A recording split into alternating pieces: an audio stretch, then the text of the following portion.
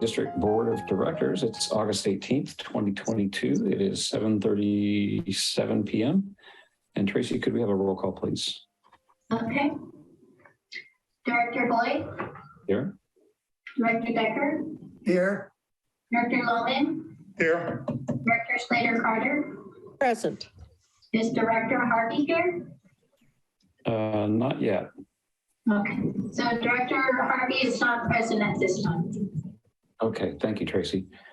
All right, well, that's time for the President's statement. I am going to offer my congratulations and thanks to three people who have stepped up to for the three open positions on the board that were going to the ballot this fall. Because there was 3 seats open and 3 people applied, my understanding is there will be no election and then 3 people will be appointed by acclamation, which is the technical term. And I'd like to congratulate and thank Peter Decker, Rick Lohman, and a new board member when the time comes to swear him in, Bill Softke, who has joined us for a number of meetings previously. I want to continue to encourage anyone watching to consider serving in a volunteer capacity, whether volunteering to help out with things that could assist the board and in the district in its work, or to prepare for future service as a potential board member. Public service is a good, and want to encourage everyone who has any aspiration to it to give it some consideration and talk to board members, talk to our general manager if you have questions or thoughts about doing that. We really want to encourage public service here on this board and in our neighboring community public organizations. Okay, that is my statement. Do we have any oral comments for things not on the agenda? I see none. Let's move then to the first business we have, which is new business item 1, review and possible action concerning district clerk, administrative services manager. Yeah, thank you, Scott. Yeah, so we've talked about this idea a little bit in some other meetings before, and here we're bringing something forward in final form. We're trying to address essentially staff shortage, if you so want, on the MWSD admin side. Our workload has been increasing over the recent years. There's more and more responsibilities, and that has to do with really changing regulatory requirements. There's quite a bit of stuff that needs to be reported. Every year, the audit work increases, for example. We have actually now a higher number of operations staff that adds a little bit to the workload. And in particularly the permitting has, for us, not only increased, but it actually has commenced because we did not issue for a very long time connections and added that really in 2013. Now that we are here almost 10 years later, this process is going very strong. So construction is up currently, particularly remodel projects and smaller second unit additions. There is no sign of this slowing down at this point. And all of that needs to be supervised and checked and monitored. Some of the work is actually done by our engineers. A lot of that work has been taken on by the district clerk. And so we're suggesting to revise that position so that it allows us to hire more temporary part-time workers that can then be properly supervised directly by an administrative services manager. So we're looking to essentially create a position, the district clerk / administrative services manager position, and that would be an alternative position to the district clerk. We have planned a promotion of the current district clerk to the district clerk administrative services manager, retroactive to the hiring date there. That's June 1st. So it's essentially June 1st. I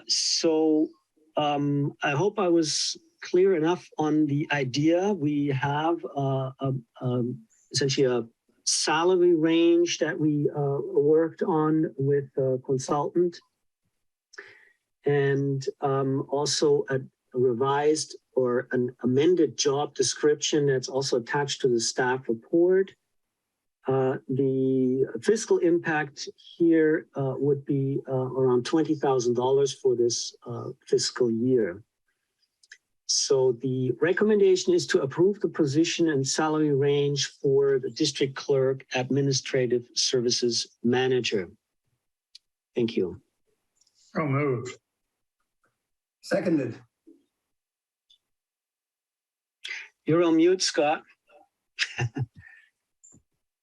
It's been moved and seconded, but let's see, do we have any comments from members of the public? Comments from the board, Catherine? Thank you. I want to thank Clemens and the board and Christopher for doing this. When I started on this board a few years ago, it had just finished having board members do payroll and pay bills and come in on weekends to take care of district paperwork and business. We have come a long ways, guys, and we are now, I believe, doing full service to the public as we promised we would do when we took over the water district. And I think having folks who work here who live locally and folks who are dedicated to this district and to our jobs, this community is very blessed in many, many ways to be able to have that. And I think this is an important step to getting there. And so I wholeheartedly approve of this. I think we have a tremendous staff and a tremendous community. And again, this is one more step to making us just a full service water and sewer district that stays within our mission statement, but delivers the highest quality service at reasonable prices. So I clearly approve. Here. I'd like to join in thanking everybody who put in the work to put together all the materials that we have in front of us. I could imagine that we'd have a whole lot of questions, but had that not been done. But I think many of us have been sitting at the board when position changes have been put forward before us here and at SAM, and this has all the elements of a well thought through package. I strongly support doing this just as a function of the agency, and I think Tracy is an excellent choice for this. And we have a lot of confidence in our team, and I'm very happy to ask, could we have a roll call vote, please? Okay. Director Boyd? Aye. Director Decker? Aye. Director Logan? Yes. Director Snyder-Carter? Absolutely and happily, yes. And I know how Jim would vote, and it'd be a happy vote, but I'm going to record that the measure or the item passed with a 4-0 affirmative vote. Get me all tongue-tied here tonight. Let's go then to new business item 2, update on application for grant funding for the FEMA hazard mitigation. Yeah, thanks, Scott. So we've been reporting here under the SAM item about actually 2 applications that the Sewer Authority Mid-Coast side has under our local hazard mitigation plan. So we're actually the lead agency for SAM on 2 projects, and that was discussed at this board so far before. I did mention that we have our own project that we're actually submitting through the LHMP.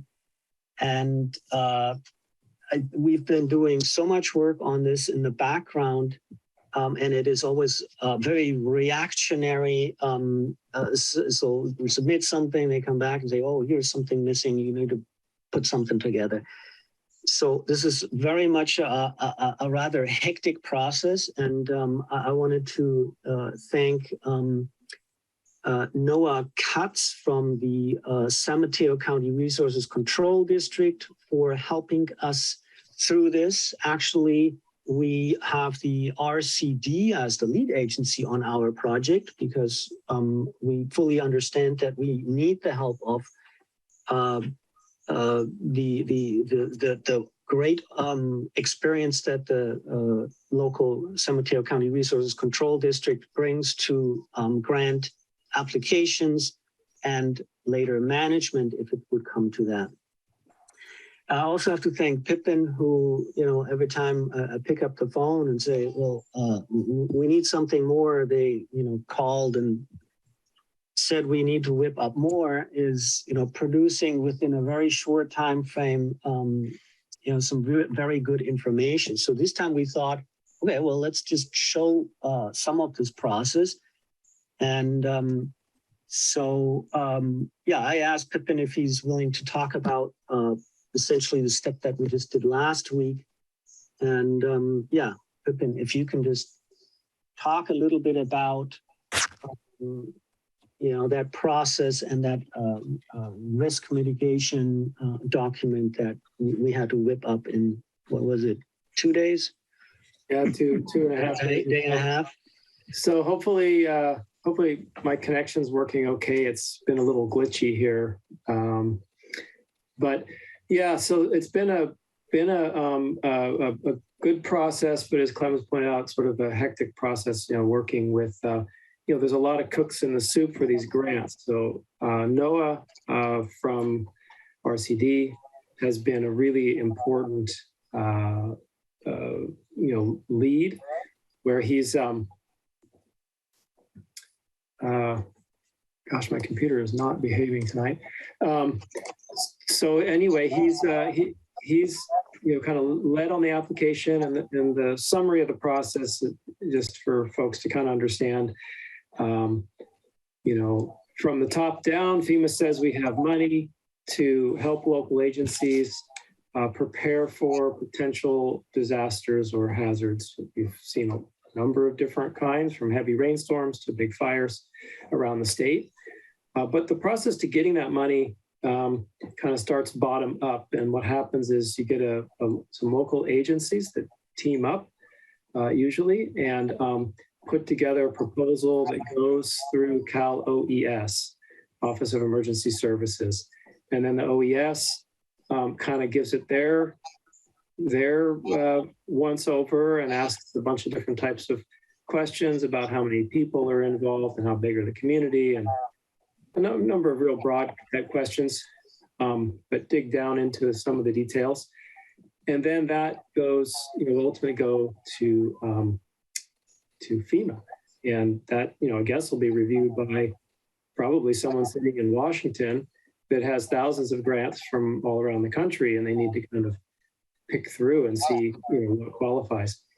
So at any rate, as Clemens pointed out, we've gone through many levels so far, answering questions, submitting statements, giving evidence of past projects and, the different types of problems that have happened in the region and so forth. And then, last Tuesday, they called up and says, well, by this Friday, we need some kind of a statement, a review of what all your hazard risks are and what the potential costs might be to the district if some hazard happens, whether it's a wildfire or a tsunami or an earthquake. So all of a sudden on Tuesday, so we're Clemens, we get on the phone, we got Noah, we, scurry around and try to pull some ideas together so we could submit it by Friday. So that's what we did here. And what we have is actually a pretty interesting kind of overview look. Kind of gives some example on the attachment of what Montara is dealing with. You know, we have these subdivided streets that you've inherited through a community plan that was built around the idea of filling and conquering the whole environment, right? Fill the ocean, fill the bay, build everywhere. But now that's not the approach, and the district and the community and the coastal commission and the county, everyone wants to save the environment, but we have a lot of utilities installed by previous generations in some of these paper streets. And as I point out, some of these streets are kind of falling in the ocean or on the verge of being washed away.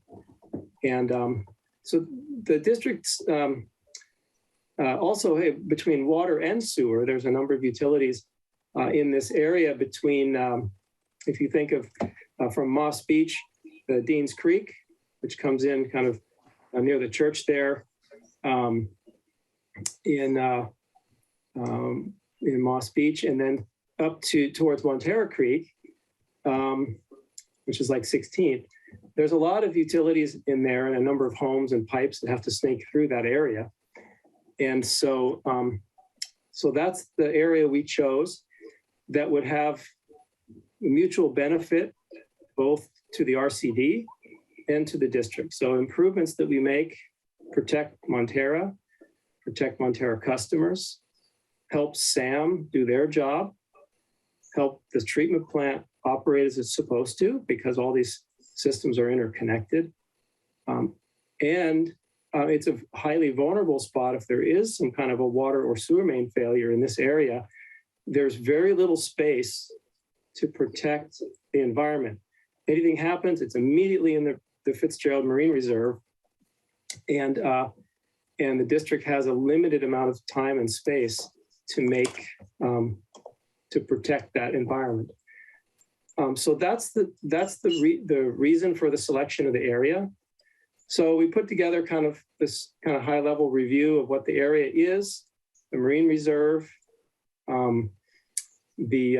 point out that there's a special biological significance area or selected area for all the drainage in this area. So it's a more concern than to the marine life than perhaps other areas might be. And then we point out that, kind of go through all these different high level examples, looking back first. Over a number of years, we have expended probably on the order of $3 to $4 million in this area alone for extra projects. And actually I think it's worth starting that in Montara's formation with the JPA, that the fact that the treatment plant was abandoned is partially because of this whole situation. If Montara was in a different location, maybe the JPA wouldn't have been formed in the way it was. So losing the original treatment plant that was in good condition, we placed a value on that. And then there's a number of repairs that have happened over the years that have been costs that the district wouldn't have incurred if it weren't for this tricky area. So the planned project, as I mentioned, is to work on sewer and water mains, particularly along Valamar Street. There's a number of pipes that are closer to the ocean that could be moved back. And, historically, there's been issues with the Coastal Commission anytime you want to move a pipe. But, this would be a process to say, look, it's the pipe that's there isn't good for the environment. We want to move it to another location that's better for the environment. And potentially, restructure the homes along there so they're pumping up to the street, and move that pump station off the cliff the Niagara pump station. We estimate the new project to be on the order of $5.5 million. And that would also replace large sections of the water main through that same area, making more room for the sewer and providing more reliable water service and better fire protection by completing the loop in that area and improving the highway crossing, which is a historically vulnerable crossing.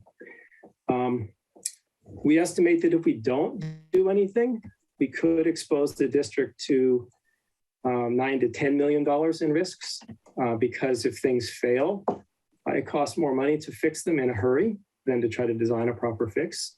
And we'd be subject to different kinds of fines, either violations at the treatment plant or violations for spilling directly into the marine reserve. One thing I'd like to point out that we kind of discovered in this process, thinking about this from a hazard risk standpoint, on the attachment risk summary, page 8, there's a section, little paragraphs on rain and flooding. One thing that's pretty interesting is over years, when you look back at the rainfall, there's a cumulative rainfall graph. This just has 3 years on it. And it's nice to see that we have more rain this year than the last 2 years. But what's really most interesting to me is that the shape of the graph, when you go back over time, the rains that we had in Montara are typically, in most places around this area, are typically several rains over months. And you have a lot of fog precipitation, you have drizzle, and the histogram it's kind of a smooth curve as it builds over the weeks that go by through the winter months. This particular year, and you can even see a little bit on the green line that's there as well for 21, the rain is falling in the last 2 years, especially much more in larger storms, but less frequent. As we pointed out, when the rains happened around the new year, the rain events that we had seemed to be on the order of 20-year or even 100-year storms, but yet we've had several of them. And it doesn't make sense. The traditional way that we talked about storms was it was always reliable. You could look at this table and go, oh, that's going to happen once every 20 years. You could predict on it. But if you look at this graph, we had almost 27 inches of rain so far this year, but most of that rain came in only 3 steps and only 3 storms. So the intensity, the erosion risk, the chances for sewer overflows or soil movement to cause water main failures is a lot higher when the rainstorms hit extremely vigorously like that. And it seems to be a trend, not entirely sure, right? But the last 2 years, that's been a trend, and the storm intensities are bigger and the frequencies are less. So those are some of the factors which we, put together to kind of present to FEMA why these areas are somewhat at risk compared to other areas in the district. It's also interesting to note that this area has now been included in the tsunami risk map because of the bigger tsunami risks and the offshore topography. The entire northwestern corner of Moss Beach and all the way up to the district office along the coast is potentially at risk for tsunami impact and then therefore coastline loss because of those heavy waves. Point out other things we're all familiar with, but maybe FEMA's not. The slides and the fault lines that we have going through the area. These are all major movement items which creep, and we can monitor them during creep. But if there's any kind of big one or even a medium-sized one, if you were referring to earthquakes, we could potentially have significant damage to the water and sewer facilities. So making the facilities more flexible, more durable are some of our goals with this project. that's kind of an overview of what we were working on, and we kind of was trying to throw together for FEMA to give us an idea of what kind of risks Montara has to deal with. And there's a little bit of everything here between the faults, and you're up against the wildlands, so you have to have good water and fire protection because of the trees and the growth in the area. So these are all factors which we believe will make this project more of a cost-benefit analysis, if you will, to the FEMA folks. We're not just asking them to fix a pipe because it's old, but we're asking them to, give it special consideration because, there's a lot of other environmental factors that put these type of facilities at risk, and the repairs are a little bit more complicated than just a simple rehabilitation. So that's kind of an overview summary of the type of things we're talking about and what we're looking at, and be happy to answer any questions for you. Okay, I see Greg's hand. Greg? I don't really have a major question, but I do want to punctuate what you guys have done here. This is exactly the kind of leadership that I wish every district that I was talking with was doing. In fact, back when we had the local hazard mitigation plan under works, you guys stepped up, and if I recall correctly, even volunteered to help get the funds for SAM. There are other agencies that we know, and I won't mention any names, but they didn't bother with the FEMA process. It was going to be too hard. It was going to be too much work, and they were never going to get any money. So I think this is a shining example of what a little bit of initiative and attention to detail could do. And of course, you don't have the money yet, but I'm optimistic. It's certainly the right assessment. And I hope you will take the ball and run with it when it comes to SAM as well. I should also mention that, I've done some work on assessing the capital adequacy, if you will, of public works, and everybody's in trouble. I just had a meeting today with the mayor and council of Brisbane and trying to explain their problem. And really, the major solution most agencies face is bailout. And this is one of those opportunities. To the degree to which you can get bailout funds, you will be able to make up for the reserve deficiencies that have accrued over time in every agency. So I think that's all great. By a happy coincidence, I've been working on a draft reply to Caltrans on the work they're going to do on a 7-mile stretch on Highway 1. And I'm going to cite your paper, Pippin, several times in the letter that I've already drafted. It's already been cited because it flags a bunch of useful risks. The one question I have or request, if you could pull it off after the meeting, is could I get those peak rainfall numbers in a tabular form, just showing me the high numbers for a few days? I mean, I've already recorded 6, 7, and 8 years, and I'm referencing your document, but it wouldn't be bad to have a list, maybe even going back to 2017.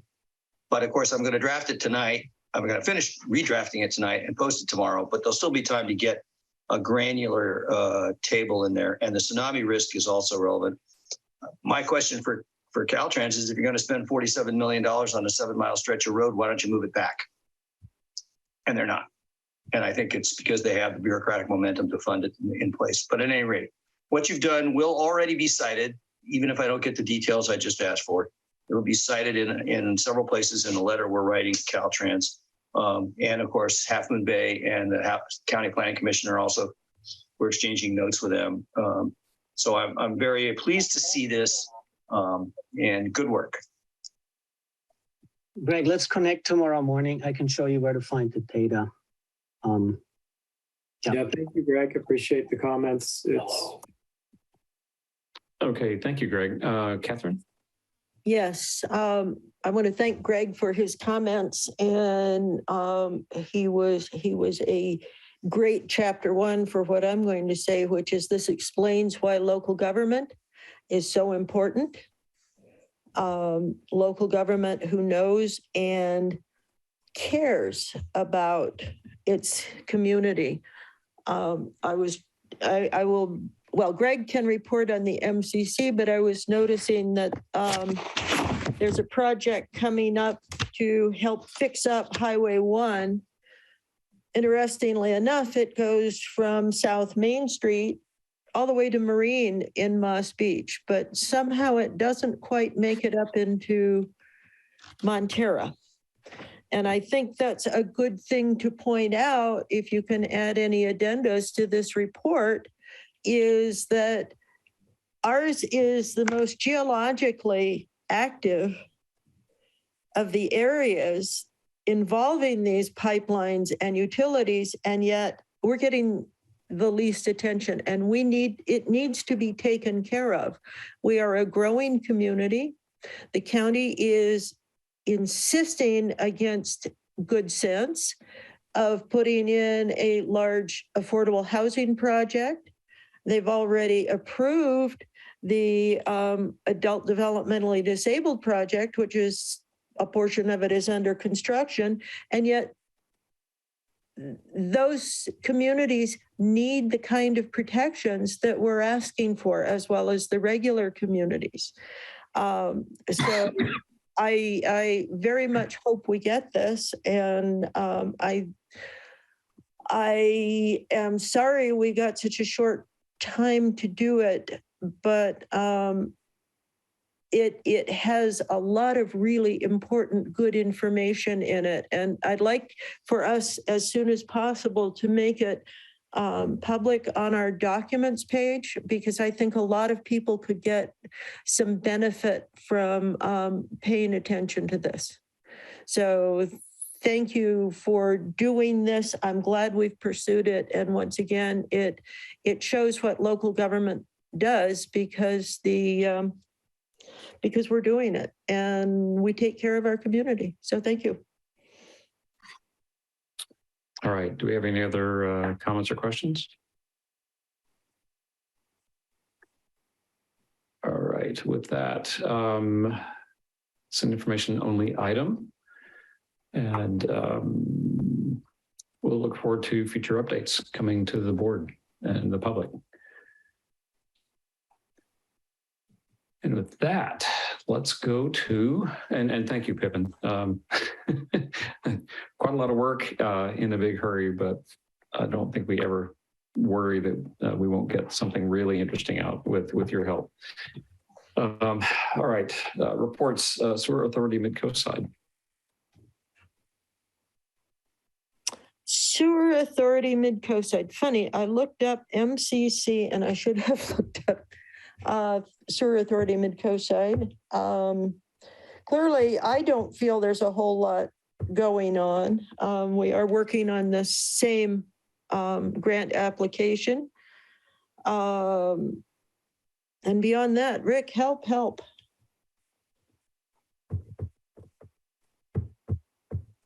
Are you there, Rick? Did we have a meeting last week? Did we? No, it's been a couple weeks. We have a meeting next week. Yeah, Monday. That's part of my problem, is just remember. Oh no, and it was canceled. So it's been nothing new since my last report. How's that for a quick say? There we go. But things are moving along fairly well. We do not discuss the lawsuit, but there are documents on the public websites if people want to read them. And things are just moving right along. I will say the staff and the general manager are, as always, doing a phenomenal job. And we're just very lucky to have such a good staff and a great general manager.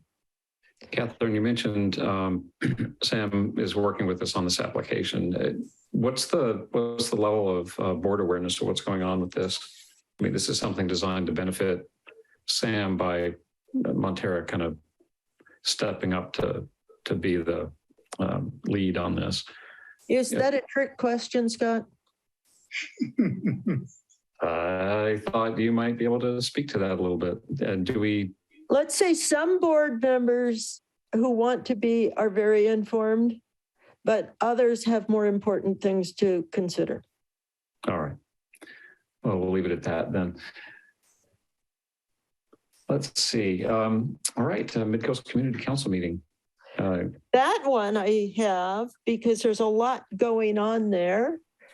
I beg your pardon. Who gets to do this report? Oh, well, keep going and I'll just Well, fill in the thoughts. Greg, you just get a little of the experience. Imagine trying to run this meeting. So I'll have that experience next year when I'm chair. Are right, you going to be just- chair of MCC? I might anger enough people so that I'm not, but I'm vice chair now. So the logical next step would be, and also we're losing several of our experienced members. We have 4 openings, only 3 people have filed. We'll be looking for, I'm hoping to try and recruit one of the departing members to step up for a 2-year appointment, recognizing that that person's senior enough that they will not want to stay for 4, but we'll see. Thank you, because the public doesn't realize the importance of the MCC as sort of keeping us informed of all the various things that's going on here on the coast side. And I'm glad you're going to be chair next year. I'm going to be chair of SAM next year, and we can really have some fun, you and I think. Okay. I should let you know that the Quarry Park Master Plan final draft is ready for review. That'll be coming up on the MCC agenda. Some of you are aware that there's a new intervention option that doesn't involve police officers. It involves mental health professionals called CARES. It was pioneered in Half Moon Bay. It seems to be the first of its kind in California, if not the nation. I'm very optimistic that they will replace having armed police presence when it's not needed and improve outcomes for everybody. The MCC gave a statement of support for seamless transit, an initiative that is going to attempt to do what every major metropolitan area except ours has done and have, like a 1 ticket, 1 fare kind of blanket thing. I should tell you that based on the maps I've seen, it won't affect us at all because it all stops at Pacifica. But at any rate, we like the concept. And then we did get the scoping project done by a simulation study of wildfire risk in El Granada. The good news is that the RCD who ran that show is very happy that it provides a basis for getting grant money. We have another $1 million so grant money being handed out. I took a tour of Quarry Park a week or so ago with the Parks Department to see what they've done. But a permanent solution is going to be a lot more money, maybe FEMA money, one would hope. And there, of course, were a lot of questions about the nature of the study that was done. A bunch of residents who know simulation are not as happy with the outcome. But if Kellogg Sneslin and RCD think it's good enough to get grants and they claim it exceeds the standard of care, then God love them and let them go get the grants. And then you talked briefly about the Highway 1. There are a ton of highway projects going on. I think I put 6 of them in the MCC newsletter that came out last week. And there's a website page for Highway 1 on the MCC website. A bunch of stuff going on. And Catherine, you and I just touched on the multi-asset roadway rehabilitation. The point I wanted to make with the rainfall is that they're engineering culverts. And based on what I saw happen at Pacifica and Half Moon Bay, nobody's taking the design storm specs seriously. The Pacifica used 3.74 inches in a day. They've had over 7 inches just last year twice. And then I didn't know we'd had 8 inches, but I read that right up from Pippin and Clemens. So I'm going to be making the point that the engineering needs to be a lot more robust for this roadway than it has been. And I'm just wondering if anybody has an opinion, write me separately. If you're going to spend 47 million on a 7-mile stretch of road, wouldn't you just be better off building it in a slightly safer place than doing that? I don't know. You let me know if you know how much a road costs. I thought it was $6 million a mile. So if there's any questions, I'll take questions, but that's just a rapid fire update. I won't get into the stoplights in the Montara school that we're not getting, stop signs we're not getting, or the sidewalks in El Granada, or any of the other stuff we're dealing with. That's a lot going on, Greg. Thank you for that. How about CSDA and LAFCO reports, Rick? I take that as a no report. No meetings. Okay. Attorney's report, Christine. No report. Wow. Director's reports. General manager's report. No report. Okay, anything to capture for our future agenda? All right, we are going to go into recess for a little bit. We're going to reconvene after that in closed session. We thank all the members of the public for attending and for tuning in and watching online. We really appreciate your involvement, and stay in touch and let us know what you're thinking and any questions you've got. And with that, we're in recess, and let's come back at, how about 8:25? Okay, see you then.